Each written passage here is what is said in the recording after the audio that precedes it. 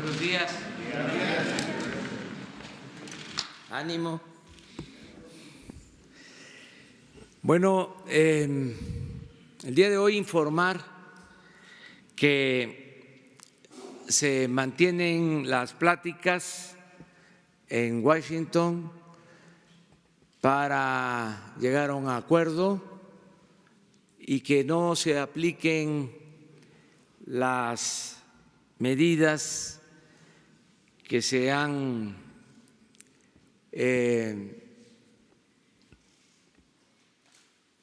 definido de manera unilateral, medidas arancelarias, impuestos, tarifas que afectan a quienes producen en México y venden sus mercancías en Estados Unidos. Se está dialogando. Hoy a las 10 de la mañana continúan las pláticas y espero que se llegue a un acuerdo. Tengo confianza en que se llegue a un acuerdo para que no se apliquen estas medidas unilaterales a partir del lunes próximo, como lo ha expresado el presidente Donald Trump. Nosotros queremos tener una relación, lo reitero, de amistad con el pueblo y con el gobierno de Estados Unidos.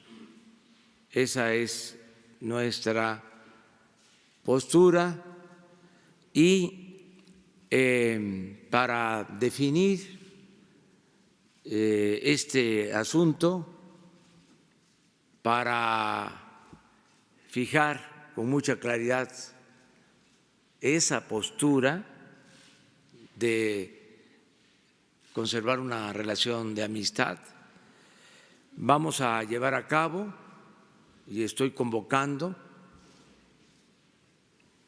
al pueblo de México, a todos los sectores, de todas las clases sociales, de todas las culturas, para un acto de unidad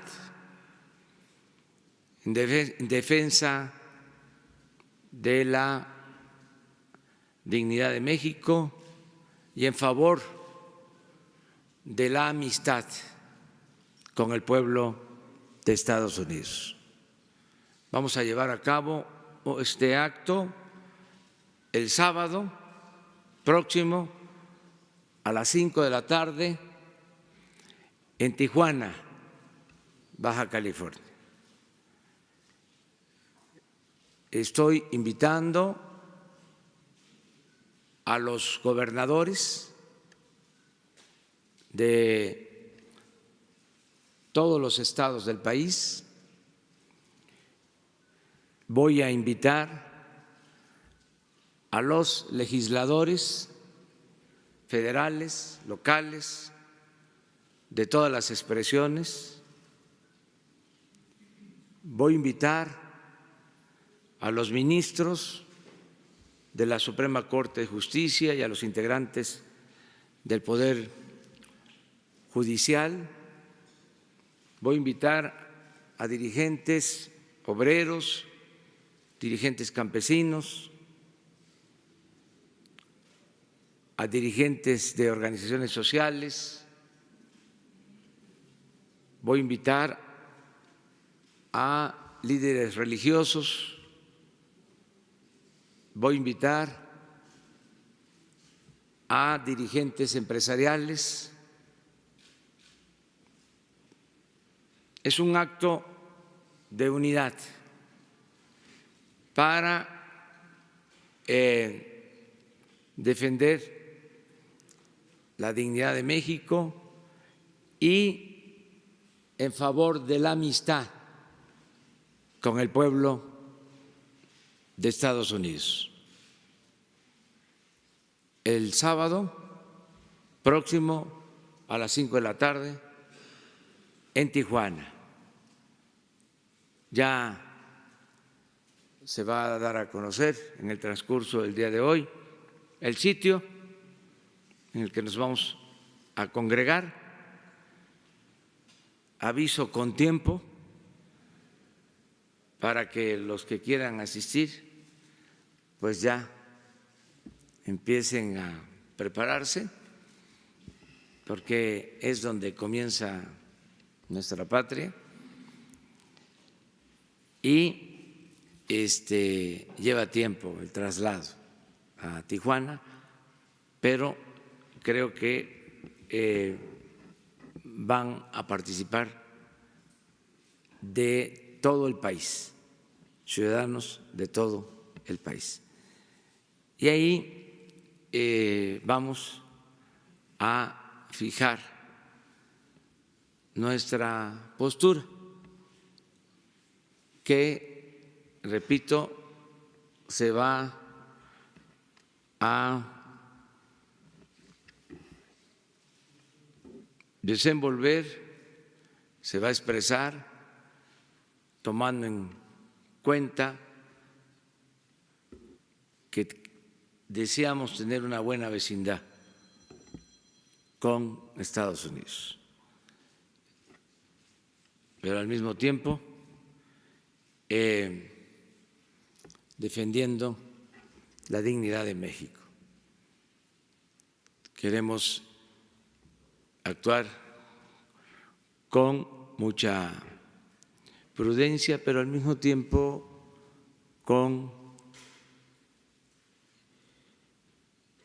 firmeza en la defensa de nuestra soberanía.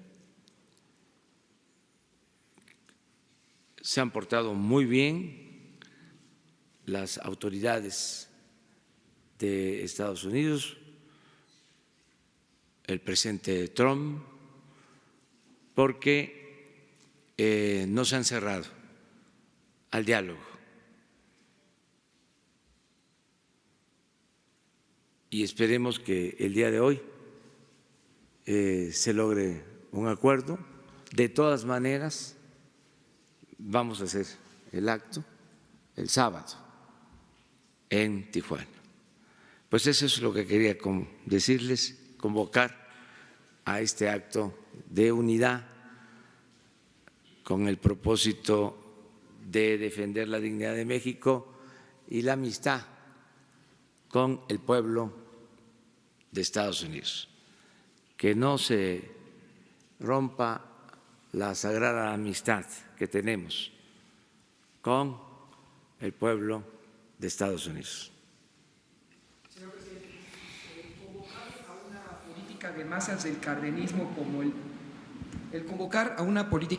del cardenismo como el 18 de marzo de 1938 en el marco de la expropiación petrolera, ¿qué repercusiones podría tener en la visión de los duros, los halcones de Washington como Marco Rubio, el senador de ascendencia cubana por Florida, quien dice México debe proteger su frontera sur?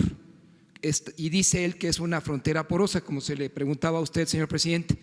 El periódico New York Times hoy en la mañana propone que México sea un estado que revise la condición de los inmigrantes que proceden del Triángulo del Norte y que México dé así cuentas a Washington para saber quiénes ingresan de esa parte de la geografía del sur al norte del Suchiate, y si usted estaría en condición de compartir esa política. México revise esa condición de los inmigrantes que llegan del sur al norte del Suchiate, y qué respondería en esa condición si aplica usted la política de masas del cardenismo al senador Marco Rubio por Florida. Bueno, nosotros no queremos polemizar, confrontar, para nada. Tenemos ya una propuesta que el día de ayer se presentó en lo que tiene que ver con la política migratoria, y hoy a las 10 se va a tener otro encuentro y está informando el secretario de Relaciones Exteriores, Marcelo Ebrard, sobre estos temas. Yo no voy a pronunciarme a fondo, en definitiva, hasta el sábado a las 5 de la tarde. Esto no significa que no va a haber información. Marcelo Ebrard va a estar permanentemente informando al pueblo de México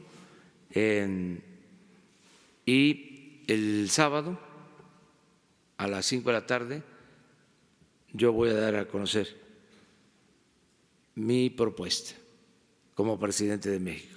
Finalmente, señor presidente, ¿cree que en su momento Nixon y sus sucesores que establecieron la operación Intercepción con México, esa operación Intercepción ahora llevada a términos del lenguaje del presidente Trump, fracasen o a partir del lunes Estados Unidos aplique aranceles a las exportaciones o las importaciones de México? Pues yo estoy optimista, yo pienso que se va a llegar a un acuerdo, lo deseamos. Siempre hemos dicho que lo mejor es el diálogo y el acuerdo, que eso es lo que más conviene a Estados Unidos y a México, que no es recomendable la confrontación y así además lo está expresando el pueblo de México. Quieren que se mantenga una relación de amistad con el pueblo y con el gobierno de Estados Unidos. Entonces, por ahí vamos a actuar sin amenazas, sin balandronadas, con mucha responsabilidad. Tenemos que actuar de manera responsable y lo estamos haciendo. Entonces vamos a esperar qué sucede. Hay quienes quisieran que nos confrontáramos. Nosotros vamos a cuidar la relación con el gobierno de Estados Unidos, vamos a cuidar la relación con el presidente Trump, pero sobre todo vamos a cuidar la relación con el pueblo de Estados Unidos. Eso es lo que más nos importa, el tener muy buena relación con los estadounidenses. Vamos acá, ya empezamos. Bueno, los dos. Buenos días. Tengo dos preguntas. La primera, Alejandro Piñón de Mega Noticias TVC. La primera tiene que ver con que la agencia Reuters decía que la reacción del presidente podría ser imponer aranceles a algunos productos estadounidenses. Esto con la intención de golpear la base electoral del presidente Donald Trump. Saber qué responde ante eso usted y si es que este plan de acción estaría anunciándose el próximo sábado. Bueno, estamos atentos a los resultados de las pláticas y estoy optimista, pienso que se va a llegar a un acuerdo. Y se está escuchando la opinión de todos, de empresarios, de los obreros, de los gobernadores. Ayer me reuní con gobernadores del PRI, se habló del tema, estoy escuchando la opinión de todos y no quiero todavía hablar de una posible respuesta en el caso de que se impongan de manera unilateral estos aranceles. Sí, todo se está analizando, todo es un tema, yo diría que de interés público, no solo lo está haciendo el gobierno, lo está haciendo la gente. Baste ver las redes sociales, las benditas redes sociales, allí están las más variadas opiniones, todas las recomendaciones. Yo siempre veo las redes sociales, siempre estoy atento de lo que se opina, es una forma de estar recogiendo los sentimientos de la gente.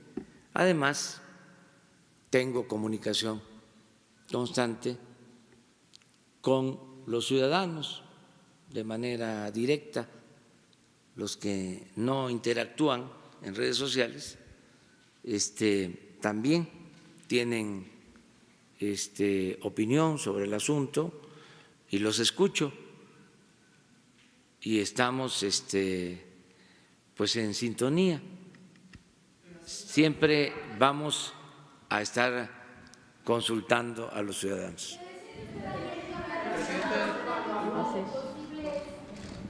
Perdón, presidente. Nada más, se decía que usted ayer había ya analizado una lista de posibles productos a los que sí podrían ustedes imponer aranceles en caso de que se llegue a esta medida. ¿Es así? ¿Ya tienen una lista de posibles productos con los que podrían ustedes responder con la misma medida? Se están viendo todas las opciones, pero la postura nuestra es el conservar, ante todo, la amistad con el pueblo de Estados Unidos. No confrontarnos. Estamos analizando todo. Hay quienes hablan de diversificar las relaciones económicas, comerciales, financieras. Pues lo que ha sido el tema en política exterior desde hace mucho tiempo, el de no poner, decía Porfirio Díaz, todos los huevos en una canasta, diversificar. Él lo hizo. En ese entonces no solo había inversión estadounidense, había inversión de Inglaterra, de Francia, de España, mucha inversión europea. Hay estudios sobre eso, sobre cómo se fueron diversificando las relaciones durante ese periodo. Y es un tema que siempre se debate. Todo eso lo tenemos que ver. Yo pienso que sin cerrarnos al resto del mundo, manteniendo relaciones comerciales con todos los países del mundo, debemos de darle atención especial a nuestra relación con Estados Unidos. No, se está llevando a cabo esta negociación, posible acuerdo a través del secretario de Relaciones Exteriores de México y de un equipo que lo acompaña, y estoy informado de que están participando el vicepresidente de Estados Unidos, del secretario de Estado, entre otros. Entonces, se está manteniendo un buen diálogo, muy respetuoso, eso se puede decir porque es real. Hay desde luego discrepancias, pero ayer se acordó de que se continuaran las pláticas.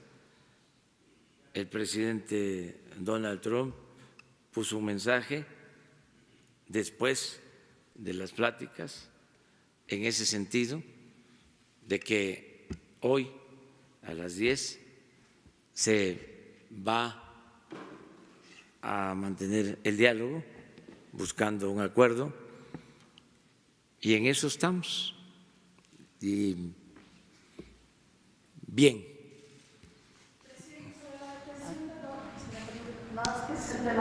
Sobre la detención de dos defensores migrantes, Cristóbal Sánchez e Irineo Mújica, si usted tiene la información de por qué fueron detenidos, porque al parecer incluso a uno de ellos no había ni siquiera una orden de aprehensión, si conoce este caso. Y por otro lado, también preguntarle si esto no es parte de los acuerdos con Estados Unidos y el endurecimiento de la política migratoria en el sur del país. Gracias. Bueno, lo segundo no tiene fundamento. Nosotros no actuamos así. Nosotros actuamos por principios, por ideales. O sea, no sé si existe órdenes de aprehensión, si existían órdenes de aprehensión. Lo que tengo información es de que fueron detenidos y que están en la Fiscalía General. Entonces, yo creo que la Fiscalía puede informarles sobre las causas, los motivos, básicamente, es lo que puedo comentar. Pero sí quiero dejar en claro que nosotros no actuamos por consigna ni perjudicamos a nadie para quedar bien con un gobierno extranjero. O sea, por encima de todo, nuestra dignidad. Buenos días.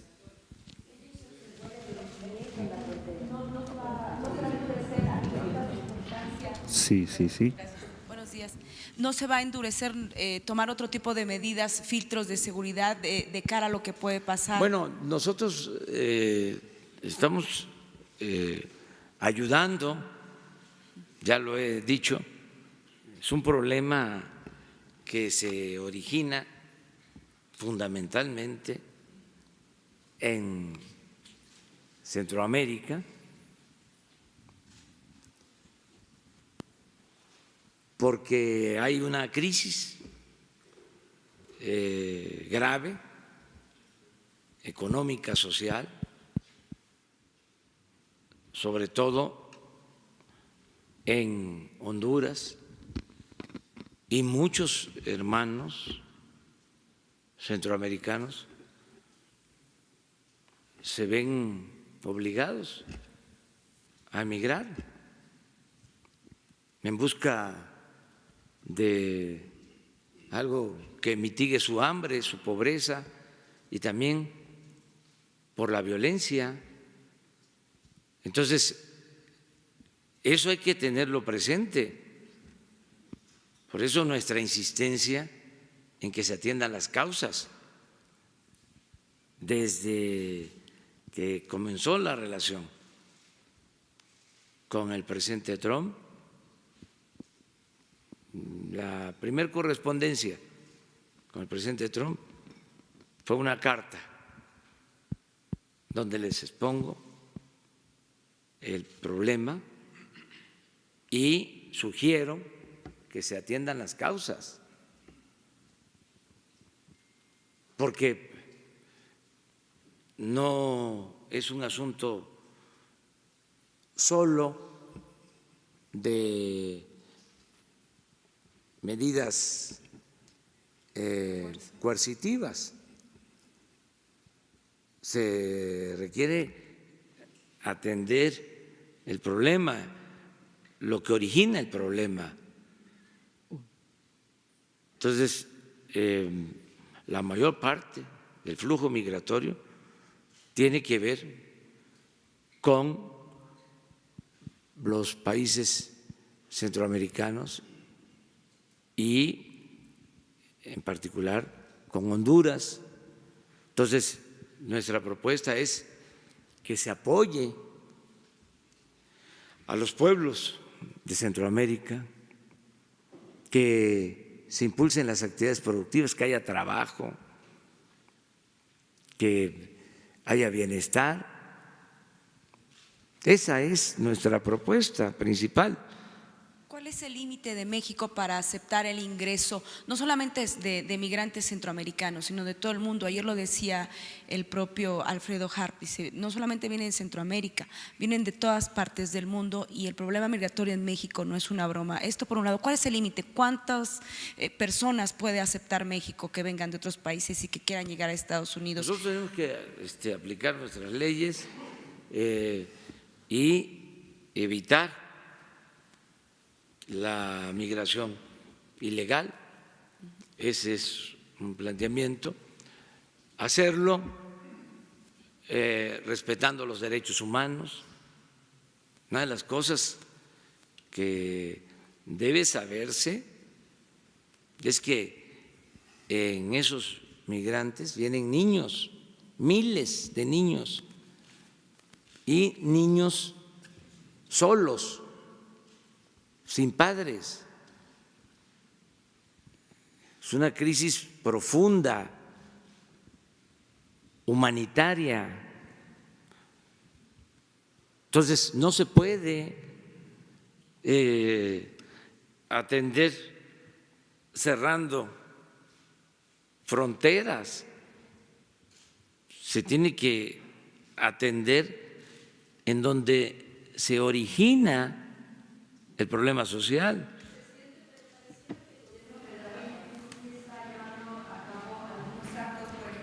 Ayer en Gómez Palacio Durango, pues se aseguró a 176 migrantes. Pareciera que con estas acciones el gobierno federal de alguna manera sí está respondiendo a bueno, pues las llamadas del presidente Donald Trump en torno al tema de detener los flujos migratorios. No se puede permitir que transiten por nuestro territorio de manera ilegal. O sea, tenemos nosotros que aplicar las leyes sin violar los derechos humanos y al mismo tiempo pidiendo que se atiendan las causas que originan el fenómeno migratorio. ¿Seguirán este tipo de detenciones entonces a lo largo de todo el territorio mexicano? Acompañamientos para dar opciones de trabajo en nuestro país y acompañamiento de regreso a sus países de origen. En el caso nada más. Presidente, solamente aprovechando, ¿usted tiene conocimiento de que el presidente Donald Trump intentó comunicarse con usted antes de anunciar la medida de los aranceles del 5%? ¿Tiene conocimiento de que intentó comunicarse, usted no pudo tomarle una llamada? ¿Cómo estuvo eso? No, no se enteró. Tenemos muy buena comunicación. O sea, en el caso de que fuese de esa forma, en una ocasión sí andaba en un viaje en donde no hay señal. Sí, no, pero quisimos comunicarnos, pero ya no fue posible, pero no era para este tema. ¿Del acero? Sí, para lo del acero, básicamente. O sea, qué bueno que ustedes me ayudan. ¿Qué ministros le han confirmado que van a ir el sábado a Tijuana y si ha convocado también a los dirigentes de los partidos? Todos, la convocatoria es amplia, a todos los mexicanos se va a invitar. Muy buenos días, presidente. Desde ahora les estoy dando a ustedes la primicia. De la convocatoria a los ministros, a los dirigentes de partidos. No, a partir de ahora. O sea, es aquí donde lo estoy dando a conocer. Qué mejor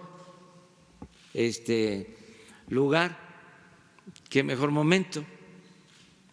Sin presumir, esta es la conferencia que más se ve, que más se escucha. Entonces, aquí hacemos la convocatoria, el llamamiento a todo el pueblo. Muy buenos días, presidente. Rafael Herrera, corresponsal de Sin Censura con Vicente Serrano. Presidente, es una crisis migratoria la que nos tiene en este panorama, pero la crisis se viene desde hace años. En Estados Unidos hay paisanos que están detenidos en centros de detención por meses y hasta años. Familias que son deportadas por estas deportaciones injustas. ¿No cree que es momento para que el fenómeno migratorio sea reconocido y se cree una Secretaría del Migrante o la Secretaría de Migración que desde un enfoque humano eleve el nivel de una Secretaría de Estado para este problema, presidente? Muchas gracias. Sí, hay que atender el problema, no crear aparatos burocráticos. Ya eso no sirve. O sea, más oficinas y burocracia y gastos. No. El gobierno de México tiene capacidad para atender el problema y lo está haciendo bien. Y lo que se necesita pues es convencer, persuadir de que hay que apoyar el desarrollo de los pueblos y que haya empleo. Estoy totalmente de acuerdo con usted, presidente, pero ¿no cree que hay una deficiencia en muchas partes de la burocracia de las embajadas y los consulados? ¿No cree que una secretaría podría reforzar en este caso este fenómeno migratorio? No, ya existe la Secretaría de Relaciones Exteriores y está cumpliendo con su responsabilidad. El trabajo que está haciendo Marcelo Ebrard y el equipo que está en Washington es muy reconocido, es de primera. Tenemos una extraordinaria embajadora de México en Estados Unidos, Marta Bárcenas, con 30 años de experiencia en política exterior, en diplomacia. El equipo es de primera y todos tenemos que ayudar, todos tenemos que apoyar, y por eso esta decisión de convocar a todos los ciudadanos a que unidos defendamos la dignidad de México y al mismo tiempo nos pronunciemos por mantener inalterable la amistad con el pueblo de Estados Unidos. Muchas gracias, presidente. Ustedes. Buenos días, presidente. José Sobrevilla, de Noreste de Veracruz. ¿Qué acciones seguirá su gobierno ante los casos de nepotismo que se registran en el gobierno morenista de Cuitláhuac García en Veracruz, donde su primo, Eleazar Guerrero, es subsecretario de Finanzas y Administración del Gobierno del Estado y dos de sus hijos, Eleazar, Nitzia Araceli es directora de atención a la población vulnerable del DIF estatal involucrada en el pago de empresas fantasmas en desayunos infantiles, y su hijo Eleazar Guerrero, director de vinculación ciudadana de la Secretaría de Seguridad, también ha estado involucrado en el escándalo de la compra de unas patrullas. El cuñado de Eleazar es ha sido subdirector de administración del Consejo Estatal de Seguridad Pública, y el primo de Eleazar también ha sido director de Patrimonio del Estado y su nombre es Belisario Reyes Herrera. ¿Cuáles serían las medidas que su gobierno tomaría en este caso, que es una demanda de los veracruzanos? Bueno, nosotros estamos recomendando que no haya nepotismo, que no se le dé trabajo a familiares, que no pase lo que sucedía antes. Por ejemplo, en Veracruz, que el papá era gobernador, el hijo presidente, el otro hijo senador. O sea, ya no. Basta de nepotismo. Pues que la autoridad competente actúe. Ya hizo la denuncia y estoy seguro que Cuitláhuac, que es un hombre honesto, íntegro, nada que ver con los gobernadores anteriores, va a tomar en cuenta tu planteamiento y tiene que dar una explicación. Buenos días, Alberto Rodríguez de CDP Noticias.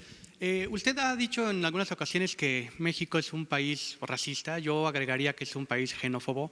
Con toda esta hervidumbre y la relación con Estados Unidos que nos está culpando de la migración centroamericana hacia su frontera sur, ¿no teme usted que si se impone ese arancel de 5% haya reacciones adversas contra la población hondureña en México? Estoy hablando de ataques a los albergues o cosas así. ¿No sería este un buen momento para pedirle a la población que mantuviéramos la calma, que no hubiera, que la cordura fuera lo que prevaleciera? Es muy bueno tu planteamiento, pero el pueblo de México es muy solidario y nosotros vamos a seguir insistiendo que por encima de las fronteras está la justicia y la fraternidad universal. Nosotros no podemos condenar a quienes por hambre, por necesidad, optan por migrar. No lo hacen por gusto, lo hacen por necesidad. Nadie deja a su pueblo por gusto, a sus familiares, sus culturas. La gente se echa a andar porque busca mejores condiciones de vida y también protegerse. Esa es la historia de la migración. Entonces, los mexicanos somos muy solidarios. Nosotros, en el caso de los migrantes centroamericanos, nuestros hermanos migrantes centroamericanos, estamos dando opciones de trabajo en Chiapas, en Tabasco, en Veracruz, porque tenemos manera de hacerlo. Hay muchísimos centroamericanos trabajando en Chiapas y tenemos forma de apoyar. Lo que no consideramos como opción, como alternativa, es el uso de la fuerza. Eso no. Tenemos que buscar que haya más crecimiento económico, que haya bienestar. ¿Por qué es el sur de nuestro continente? Porque en el norte hay más crecimiento económico, hay más empleos, hay más bienestar. Vean cómo ha sido el comportamiento en los últimos años, en los últimos tiempos en nuestro país en materia de crecimiento económico, donde ha habido crecimiento en el norte, en el Bajío, en el centro, donde no ha habido crecimiento económico en décadas, en el sur, en el sureste. Pues esto se extiende a Centroamérica, ¿sí? Y últimamente se ha agravado la crisis económica y de bienestar social en Centroamérica. Entonces, ¿qué es lo más recomendable? Pues impulsar las actividades productivas, crear empleos. Y nosotros ya lo estamos haciendo. Y si es necesario, les decía yo, les comentaba, vamos a ampliar los programas de rescate al campo y de creación de empleos. En Chiapas se están sembrando 200,000 hectáreas de árboles maderables y frutales, 80,000 empleos. Pero si es necesario, nos vamos al doble en Chiapas, a 400,000 hectáreas, 160,000 empleos. Claro, se requiere, pero ya tenemos en marcha el programa, ya se ha definido el método de trabajo, se requiere pues ampliar la superficie de viveros, producir millones de plantas más, pero tenemos manera de hacerlo con el ejército. Ellos tienen viveros, con ellos se están produciendo las plantas y tenemos posibilidad de ampliar, y también en viveros comunitarios, y la gente está participando, y otras acciones. Ya empezamos a entregar apoyos a productores de café, a productores de caña. Está en marcha la construcción de caminos con uso intensivo de mano de obra en Oaxaca.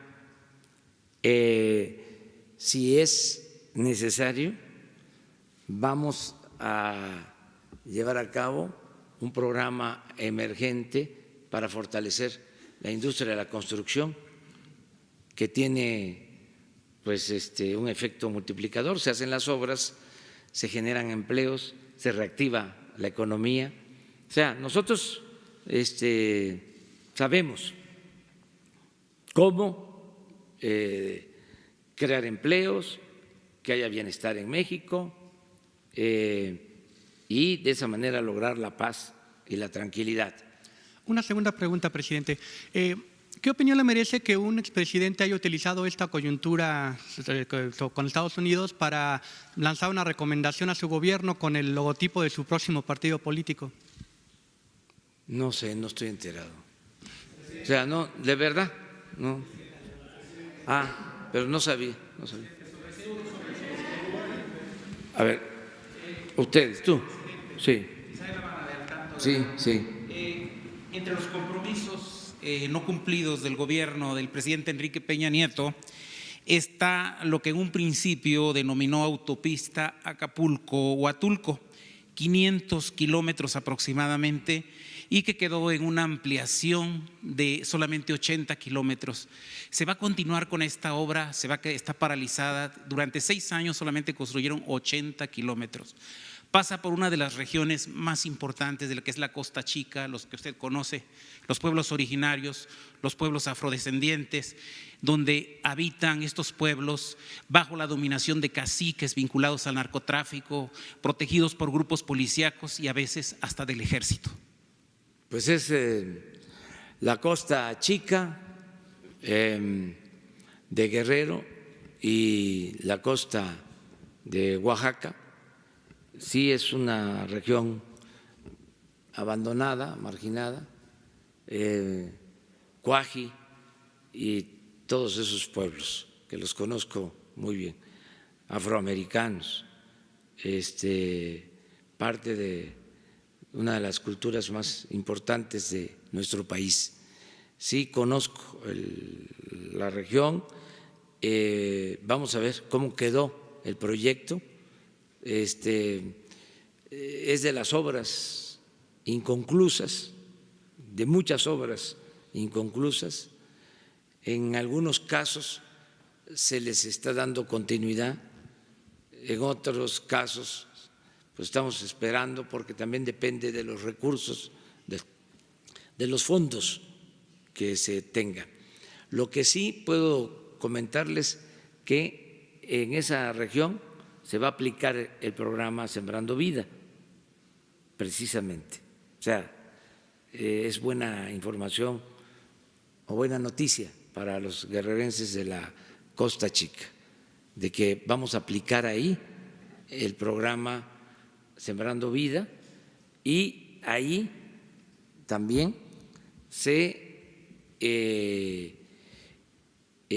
está apoyando ya a los productores de café de la sierra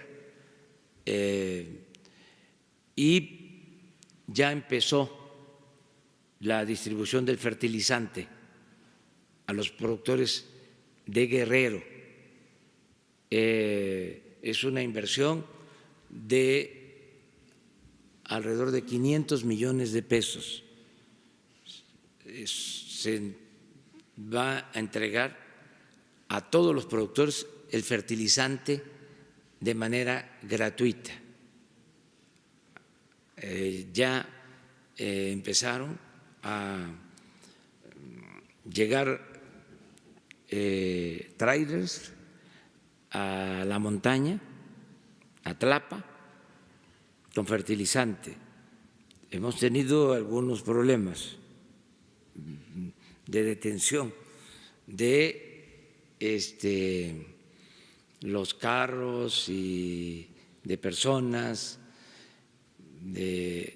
Yo aprovecho para pedirle a todos los guerrerenses que nos ayuden, porque este programa de fertilizantes que fue solicitado por el gobernador de Guerrero, que nosotros respondimos para que todos los productores de Guerrero tengan fertilizante.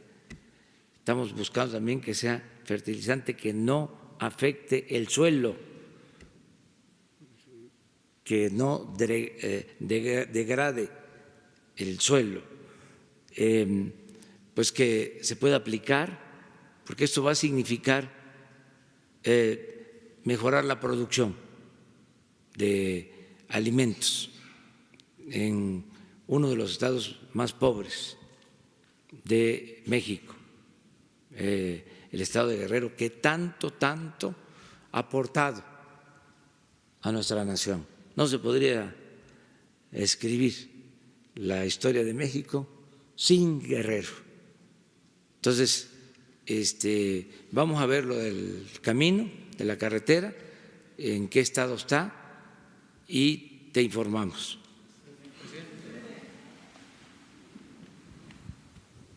Marco Antonio Olvera, de Radio Latino, California. Presidente, ¿cuál es la posición de Canadá? Si usted ha tenido una conversación con Justin Trudeau sobre este tema, porque finalmente esta negociación es de tres, Canadá, Estados Unidos y México, se ha mantenido una relación. ¿Cuál es la posición de Canadá con respecto a apoyo a nuestro país? Porque finalmente es un negocio de 13. Sí, es buena la relación con Canadá. Nos comunicamos, desde luego, entre funcionarios, la Secretaría de Relaciones Exteriores, la Secretaría de Economía, con funcionarios de Canadá. Cuando lo del acero se llegó a un acuerdo conjunto, son muy buenas las relaciones con Canadá. Se está separando lo del tratado de este tema. Nosotros consideramos que se va a ratificar el tratado, tanto en México como en Canadá. En Estados Unidos puede haber más debate, no así en el caso de Canadá, y sin duda no va a haber ningún problema en México. Ya está la propuesta y se va a aprobar en nuestro país, de eso no hay duda. Y en el análisis de todas las opciones que se están viendo, desde luego que se contempla el mantener la relación comercial, económica, financiera con Canadá, o sea, como un país con el que podemos no solo continuar en el marco del tratado con Estados Unidos, del tratado comercial, sino también el poder llevar a cabo acciones bilaterales con Canadá. Pero es muy buena la relación. Presidente, ¿a partir de cuándo implementaría el tema de quién es quién en la impartición de justicia? Lo digo porque tal parece que algunos jueces han convertidose en un talón de Aquiles para el desarrollo del país. Le pongo un ejemplo. La jueza Luz María Ortega Tlapa ha otorgado amparos en su momento cuando el Chapo para que no fuera extraditado hacia Estados Unidos. También otorgó un amparo al jugador de fútbol Rafael Márquez para abrir sus cuentas bancarias. Otorgó amparo a Emilio Lozoya para no ser detenido. Y también otorgó otro amparo al dueño de FICREA. Y ahora tal parece que, y si va a haber, o cuál es el avance con el poder de la Suprema Corte, ahora que se ha denunciado a Eduardo Medina Mora, que pues ha transferido millones de dólares a cuentas bancarias del Reino Unido. ¿Cuándo implementará ese sistema de quién es quién en la impartición de justicia? Porque, insisto, se ha convertido en un talón de Aquiles para el desarrollo del país esta parte que gobierna en México. Bueno, pues esta sección queda inaugurada ahora. Ya tú comenzaste. Lo más importante de todo es la transparencia. O sea, miren, lo que aquí se dice, no exagero, pero sí tiene un efecto. Todo lo que decimos en este colectivo. Entonces, ¿cuándo inauguramos el quién es quién? Ya. O sea, lo que ustedes están planteando, lo que yo planteo y voy a seguir haciendo para acabar con la corrupción, que todos ayudemos, que no nos callen, que no haya silencio, que se hagan denuncias. Esa es una forma de actuar, y que si se hace una denuncia y se solicita las pruebas y nos corresponde a nosotros presentarlas, y no hay un problema por lo que llaman el debido proceso, nosotros presentamos pruebas. O sea, toda la transparencia, la vida pública cada vez más pública, y se acaba se acaba, ya no hay posibilidad de aplicar la máxima de que no se puede tocar al intocable. Eso es lo que hay que buscar, la manera de que cualquier denuncia vaya acompañada de pruebas y que se tengan elementos y donde… Él no presentó ninguna prueba. ¿Cómo? Si es un tribunal mediático, como han acusado los opositores. No, es transparencia, que es una regla de oro de la democracia. Él llega sin pruebas, nada más a decirlo. Él está planteando algo, ¿sí?, que es de dominio público, creo yo. ¿No salió esta información en los medios? Sí salió, presidente. Hoy lo trae el Universal, lo de Medina Mora, y lo de la jueza también se publicó. Claro, falta las pruebas y falta que se presenten las denuncias. Lo que corresponde a nosotros, cada vez que nos llega información, lo que hacemos es que presentamos denuncia. Cada vez que tenemos pruebas, se presentan denuncias. ¿Hay indicios? Y ya, de alguna manera se está prejuzgando. En algún momento, presidente, usted dijo con respecto que de alguna la información así, si no mancha, de alguna manera artista. En ese sentido… Pero si hay pruebas y no se afecta el proceso judicial,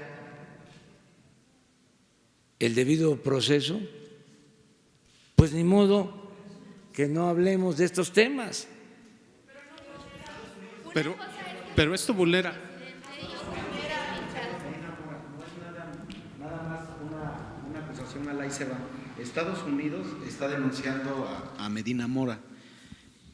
¿Qué opinión tiene usted respecto a que Estados Unidos es el que le está dando seguimiento al caso? Bueno, pues si hay esa denuncia, seguramente va a llegar para que se presente, en este caso, a la Fiscalía General o al Consejo de la Judicatura. Por parte del gobierno mexicano no hay datos de presunción en contra de Medina Mora. Hay información del gobierno de Estados Unidos. ¿Ya se las notificaron a ustedes? A inteligencia financiera. ¿De cuánto Pero eso no significa que sea culpable. Son indicios. ¿De cuándo datan esos indicios o esa evidencia? Hay que ver si no afecta el debido proceso. Porque él participó en sexenios pasados. Ahora es una información que tiene la Oficina de Inteligencia Financiera, solicitada y aportada por el gobierno de Estados Unidos. ¿Tendría que comparecer de manera propia el ministro a partir de lo que usted está diciendo? Siempre y cuando haya denuncia. O sea, si no hay denuncia, pues no. Pero nada más… En el caso de nosotros… Exacto, me refiero a eso. En el caso de nosotros, la actitud, el criterio es que todo lo que nos llega de lavado de dinero o enriquecimiento ilícito, todo se canaliza a la Fiscalía General. ¿Sabe si ya lo citaron? Si se considera, se presenta denuncia. ¿Todavía no hay denuncia como tal? No tengo la información si la Oficina de Inteligencia Financiera ya elaboró la denuncia. Lo que sí les puedo decir es que la instrucción que tiene Santiago Nieto es que todo lo que llegue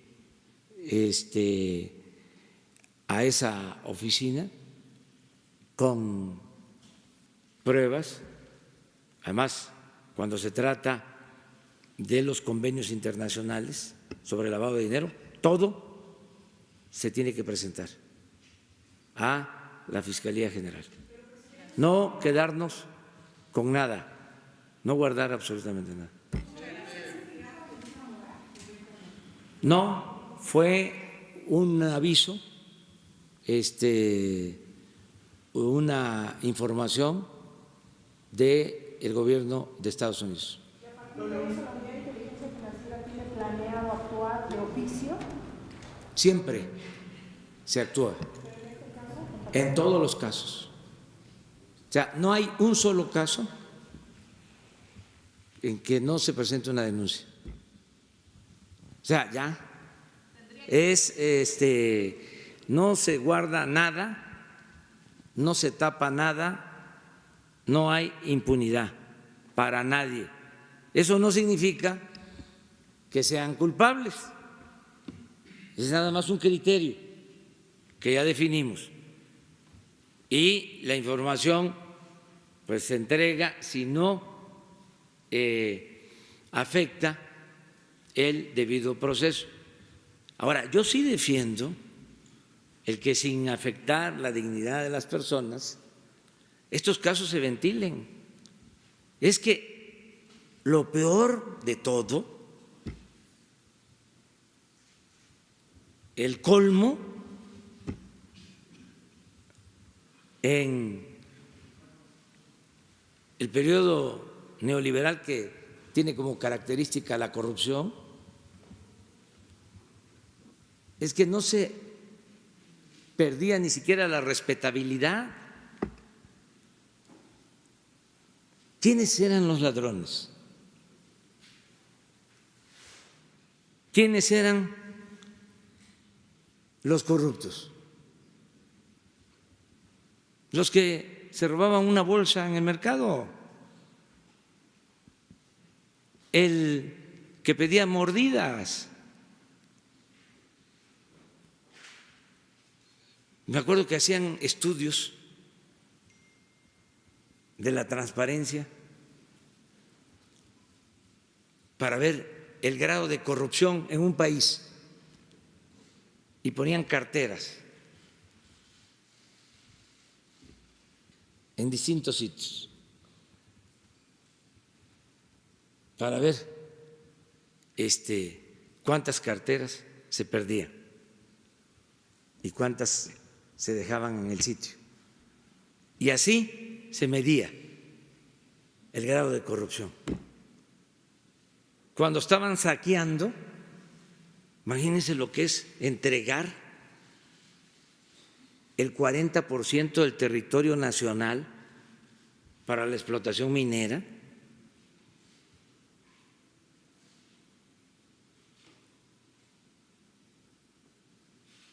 Y eso se veía normal, o los contratos leoninos, y no pasaba nada. Entonces, ya basta de simulación. Es lo mismo con los impuestos. Ahí estaban, dale y dale, que había que cobrarle impuesto al viene, al que se busca la vida en la calle como puede, porque no tiene opciones, porque no tiene alternativas para darle de comer a sus hijos, y los grandes sin pagar impuestos. Y cuando pagaban impuestos se les devolvía. ¿Por qué esa hipocresía? No, para acabar con la corrupción, que es lo que más ha dañado a México. Nada ha dañado más a México que la deshonestidad de los gobernantes.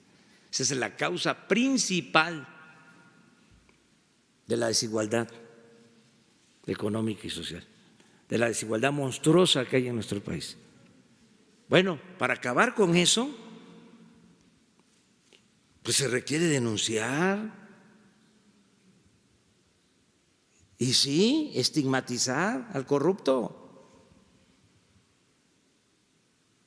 Que no se le aplauda, que no se le considere astuto, vivo,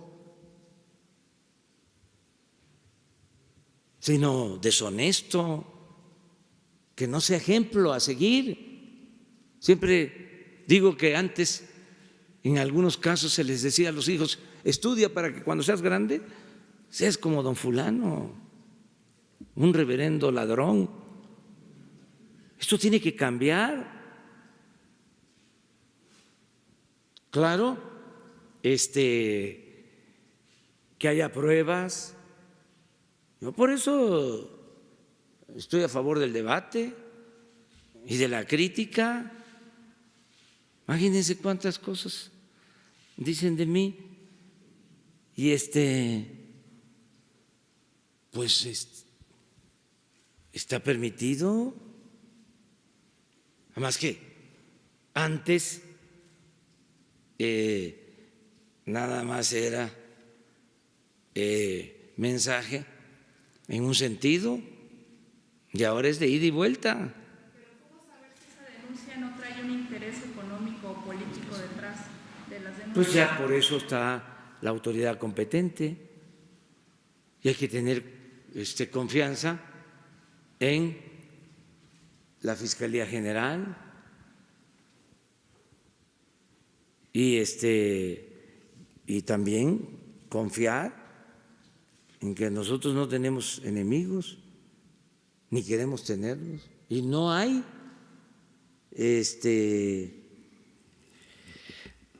ninguna indicación para afectar a nadie. Lo único que hay es no permitir la corrupción, cero corrupción. Toda la réplica que sea necesaria, toda, y polemizar y nada más pues con respeto.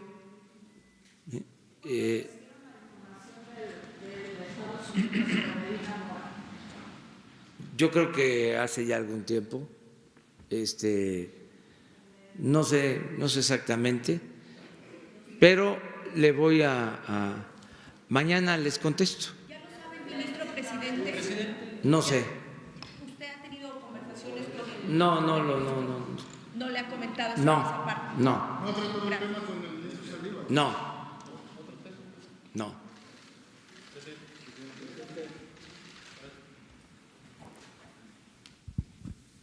Buenos días, presidente. Muchas gracias. Soy Paul Velázquez de Los Mochis. Ni uno más, ni un corrupto más en gobierno.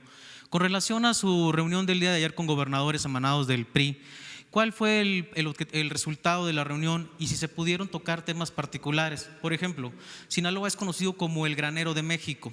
Hay una incertidumbre, sobre todo en esta semana se termina la trilla de maíz y el sector agrícola se preocupa por los apoyos, el precio de garantía, los costos de bodega y sobre todo si el gobierno federal emitirá los apoyos a tiempo y no pase como pasaba en los gobiernos pasados. ¿Tuvo oportunidad el gobernador de Sinaloa, Quirino Ordaz Coppel, de plantearle la preocupación de los sinaloenses? No hablamos de eso. Fue una conversación general como la que sostuve con los gobernadores del PAN, o que surgen del PAN, igual, y como está en debate o se está hablando del tema de los aranceles, de los impuestos, pues sobre eso platicamos con los gobernadores del PRI. Muy buena reunión,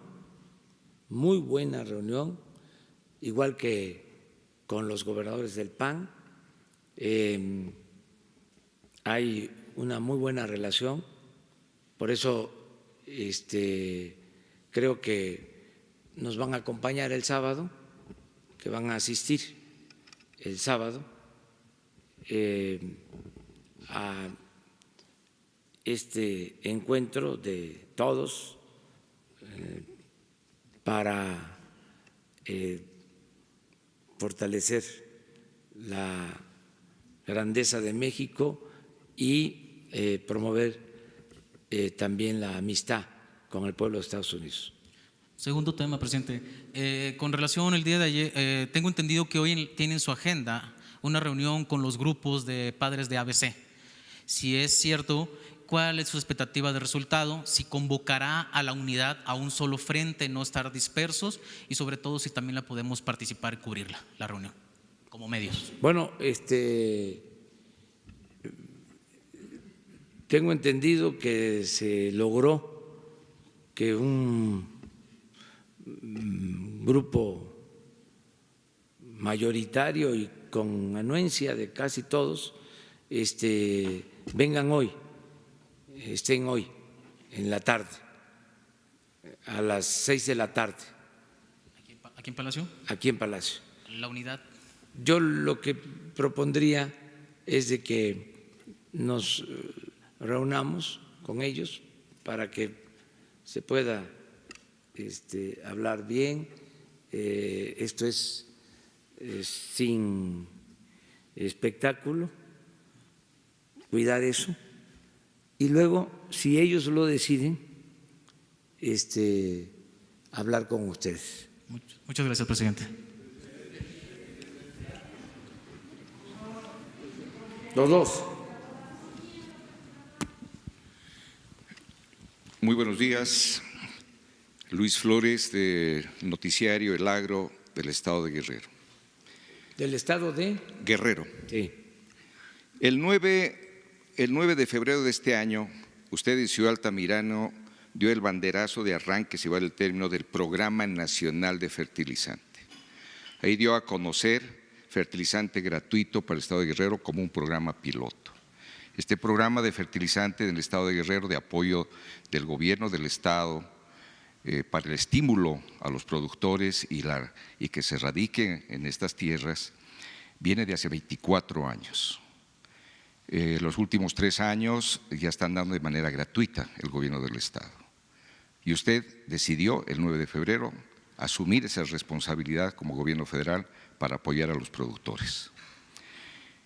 La gente recibió con buen ánimo.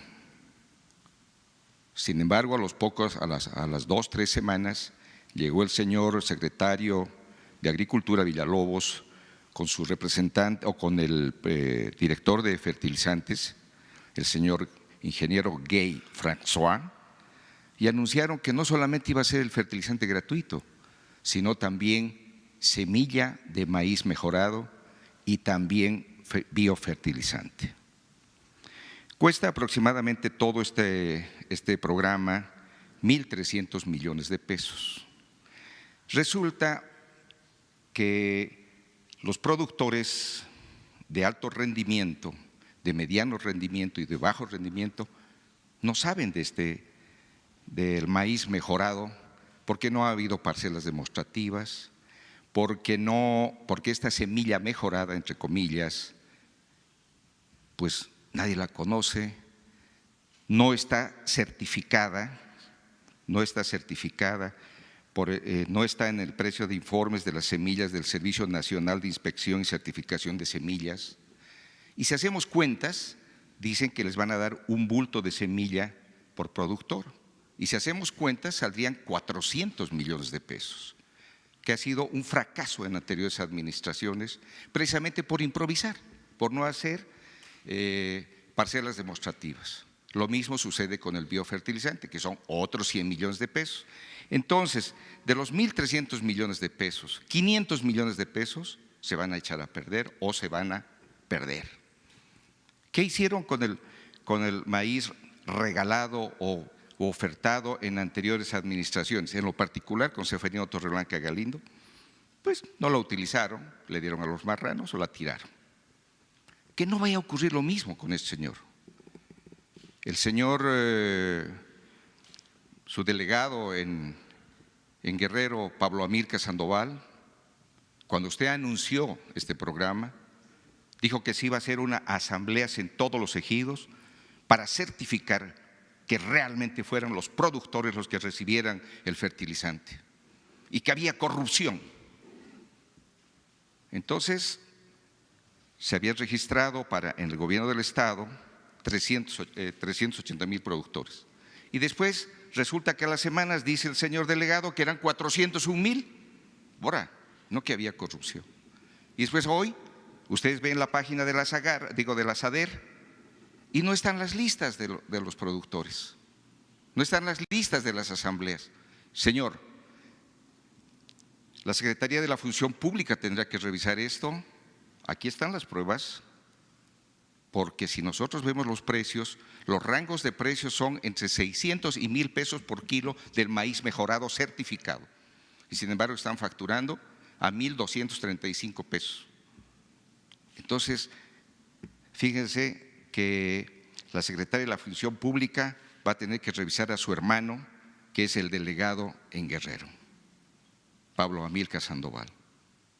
No sé si habrá interés de por medio, familiares, no sé, pero el señor delegado Pablo Amílcar Sandoval y el señor François, el ingeniero Gay François, que es del Programa Nacional de Fertilizantes, jamás han informado en detalle como usted lo hace aquí. El 23 de enero de este año que yo vine, se le había dicho del fertilizante que usted había ofrecido, le había hecho recuerdo, incluso habíamos hablado del Plan Nacional. Le había dicho que había que tener cuidado. El retraso es de 30, nada más se ha entregado el 30% de fertilizantes, señor. Y ya estamos en las lluvias. Imagínense, una semilla que no está certificada, que no garantiza la germinación, se le va a poner fertilizante y se le va a poner biofertilizante y no germina, ¿dónde queda? Y lo decimos con mucho realismo, la mano de obra. La tristeza, los productores de no ver la producción. Entonces, señor presidente, le ruego de la manera más atenta que usted instruya a quien debe ser, seguramente la Secretaría de Función Pública, que le informen correctamente, porque lo que le estoy diciendo que no quieren la semilla son precisamente el presidente del Colegio de Ingenieros Agrónomos del Estado de Guerrero, que presentó que también es presidente de la Comisión de Agricultura del Consejo de Desarrollo Rural Guerrerense, que es un colegiado donde participan productores, instituciones, academias, investigadores científicos. Entonces, no se trata de grillar, ni tampoco se trata de afectar a alguien en lo particular. Ojalá que no me manden patear como lo hicieron después que yo vine con usted el 23 de enero de este año. Muchas gracias, señor presidente. No, tú tienes toda la libertad de expresarte, de manifestarte. Mira, vamos a pedir un informe y mañana que esté aquí el secretario de Agricultura para informarles. Yo no descarto lo que tú dices, solo dejo de manifiesto que hasta en esto de los fertilizantes habían intereses creados políticos que vendían fertilizante en Guerrero, y que ahora pues se decide entregar los fertilizantes desde el gobierno federal y seguramente pues no les convino, pero tienes todo el derecho de expresar tu inconformidad y mañana el secretario de Agricultura va a dar a conocer un informe aquí a todos y desde luego a los guerrerenses, que es lo que más nos importa en este caso.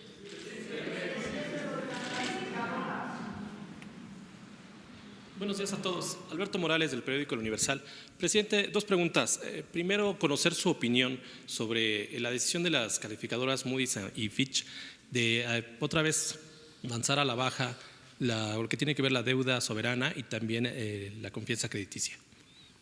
Pues respetamos esa opinión, pero seguimos sosteniendo que vamos bien, que va a crecer más la economía, que cuando menos va a crecer al 2% y que en el sexenio vamos a cumplir el compromiso de crecer al 4%.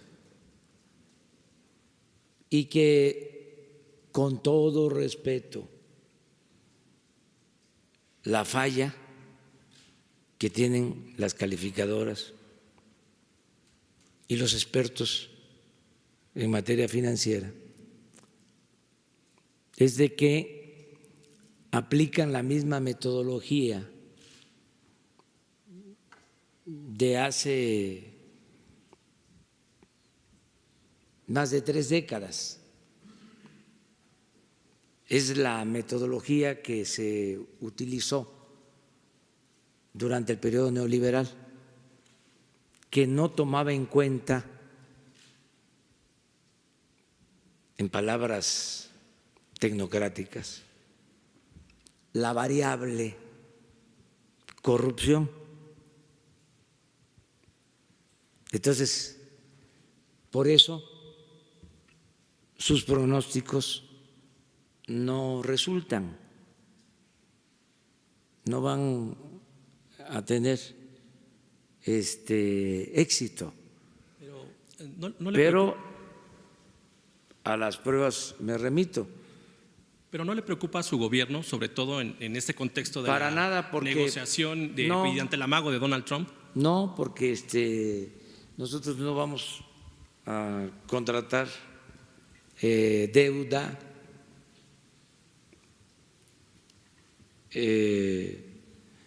o mejor dicho, no vamos a aumentar la deuda pública. Tenemos finanzas públicas sanas, está muy bien la recaudación, vamos bien en el ejercicio del presupuesto, no tenemos problema de inflación, a pesar de que está lloviendo fuerte y ya parará, diría mi paisano Chicoche. A pesar de eso, el peso está resistiendo. Entonces, vamos bien y de buenas. Eso es lo que puedo decirle a la gente, porque cada vez hay más trabajo, aumentó el salario, eso no lo dicen los expertos. Hay más bienestar. Tenemos todavía asignaturas pendientes, pero estamos trabajando. Presidente, mi segunda pregunta sería: en el Universal se ha documentado en estos últimos días que hay una empresa gastronómica que se llama Pigudi, que pues está haciendo contratos con la actual administración para pues viandas tipo gourmet, jamón serrano, agua mineral francesa. Le quiero preguntar dónde quedó la austeridad republicana. Pero yo no sé quién está comprando. Nacional Financiera y Conacit. Ah, puede ser. Entonces se va a revisar para que no se compren esos alimentos caros. Eso se va a revisar. Qué bien que el Universal está pendiente de que no haya extravagancias y se lo agradecemos. Pero hay que revisar eso y si se cayó en una responsabilidad, que se castigue a quienes incumplen con las medidas de austeridad que tenemos establecidas. A ver, él. Sí, señor presidente, buenos días a todos. Trataré de ser muy breve. Como bien señala usted, una confrontación no es buena, menos con Estados Unidos, dada la teoría de Comercio Internacional, que somos un país chico y ellos un país grande. Ahora, como bien sabemos, el ingreso es consumo más inversión más gasto, más X menos M, que es el sector externo. Bien señala usted que fortalecer el consumo interno, que favorecer la inversión, que racionalizar el gasto prudentemente, las finanzas públicas, la exportación y la importación, ahí está la clave. Y aquí tenemos una reflexión que queremos someter a su distinguida consideración en materia de una fórmula para mitigar el efecto negativo de este inusitado incremento del 5 al 20% de arancel, que se podría traducir o multiplicar por 8, porque hay tarifas arancelarias que cruzan la frontera en el sector automotriz hasta 8 veces. Para mitigar el efecto sería la clave, salvo su mejor opinión, dar valor agregado al comercio internacional. El valor agregado y el contenido regional no ha crecido. El comercio ha crecido, pero poco ha favorecido a la población. Hay una figura, señor presidente, que queremos someter ante su distinguida consideración en materia de un fenómeno que se da en todo el mundo. 2.500 casos hay de éxito y responsabilidad directa en incrementar el ingreso per cápita y detonar el crecimiento. Se llaman Free Trade Areas, Free Trade Zones, Strategic Export Areas, Strategic Processing Zones, o recintos fiscalizados o zonas francas. Hay 2.500 casos en el mundo de éxito, Estados Unidos tiene 200, Vietnam tiene 32 en el TPP y nosotros no tenemos uno solo. Tenemos 3.000, son 12 puntos, me voy a ir muy rápido en ellos, señor presidente, y gracias por su bondad de permitirme expresarlos. Una política inteligente de sustitución de importaciones no está peleada con el éxito, al contrario, hay que ver el caso de Corea. Corea tenía $80 de ingreso per cápita y hoy tiene $30,000 de ingreso per cápita 60 años después. A 20 años de maquiladora absorbió toda la tecnología y se diversificó en los sectores estratégicos. México tiene más de 60 años ya de la primera maquiladora en el 65 en Ciudad Juárez, de la RCA, y no hemos aumentado ni absorbido tecnología ninguna. Puede obviar la parte de innovación tecnológica y de inversión en educación y en desarrollo tecnológico, que a usted le queda muy claro, de acuerdo. Ahora, cabe observar que en el plan de desarrollo que está en revisión ahorita no viene la figura de recinto fiscalizado estratégico. Había que documentar que hay 2.000, es responsable por la industrialización rápida de las regiones del norte de China, de Corea, de Singapur, de Tailandia, de Malasia, de Italia, de Irlanda, de España, etcétera. Pero bueno, la política nacional de sustitución de importaciones, los proyectos estratégicos regionales, como bien lo señala usted y lo está tratando de hacer en el sur y en el sureste atinadamente, estos proyectos, no hay un inventario de proyectos estratégicos en base a la vocación de cada región y subregión, a las ventajas competitivas. Ahora, ya muy rápidamente, la incorporación de las pymes, que es nula en el comercio internacional, es clave en el éxito de la industrialización y de expandir, incrementar la tasa de crecimiento. como usted bien lo sabe, la ley de Ocon lo señala, la elasticidad de ingresos de la demanda de trabajo. Si no crecemos al 6.5, no podemos generar el 1.200.000 empleos que demanda nuestra pirámide poblacional en materia de los jóvenes que salen de primer ingreso.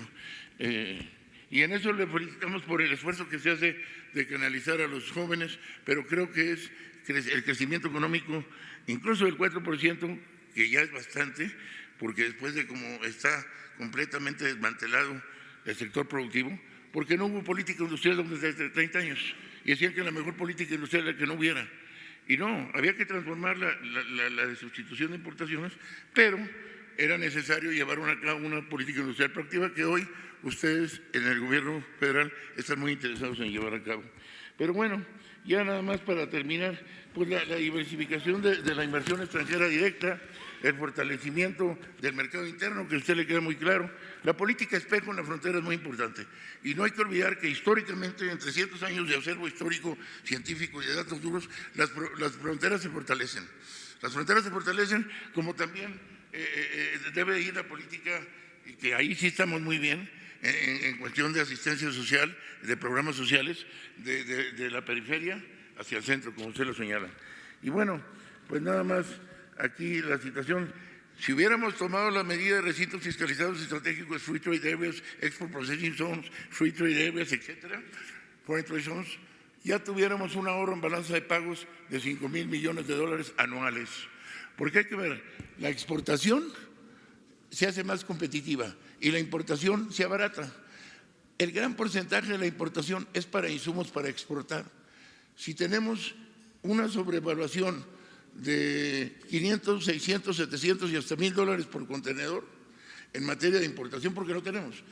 Del lado americano, por ejemplo, Nuevo Laredo, que es el principal bastión de comercio internacional, que es el tema que hablamos hoy, tenemos 2,000 bodegas al otro lado. Del lado mexicano, una sola. Del lado mexicano lo que sí tenemos son 20,000 ninis y zonas desfavorecidas.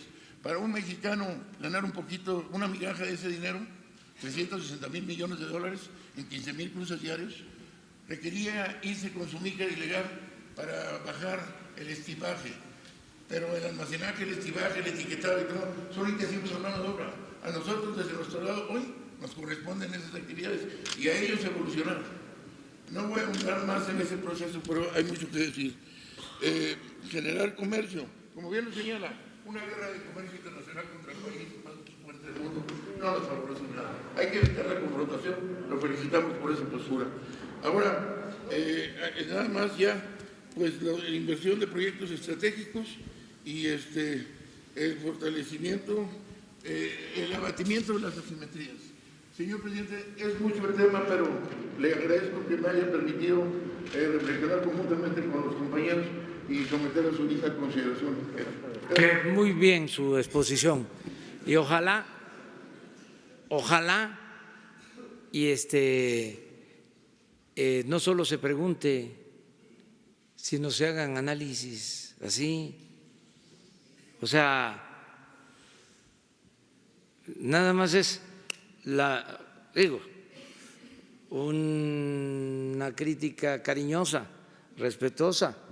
O sea, no es nada más lo que les piden de las redacciones. A ver, pregunta esto otro.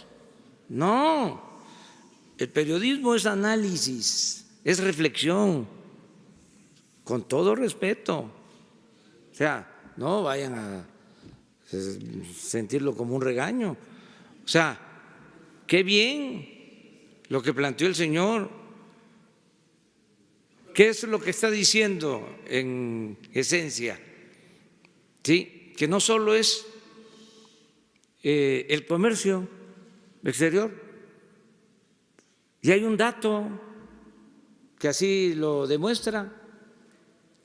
Cuando no teníamos el volumen de comercio exterior que tenemos ahora, había más crecimiento económico en México.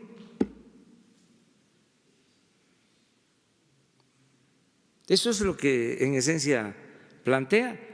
O sea, no descartar el fortalecimiento del mercado interno. Entonces, en una circunstancia como en la que estamos, escuchar una reflexión así, ¿por qué no? Vamos a estarnos viendo mañana,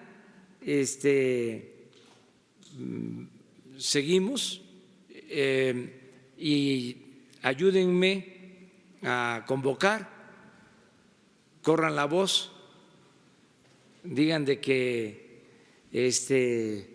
va a haber este encuentro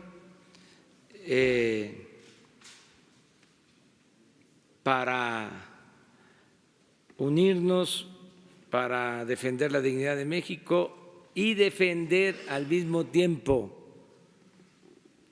la relación de amistad con el pueblo de Estados Unidos. Que nada separe la sagrada amistad con el pueblo de Estados Unidos o entre el pueblo de México y el pueblo de Estados Unidos. Y nos vemos mañana. Sí,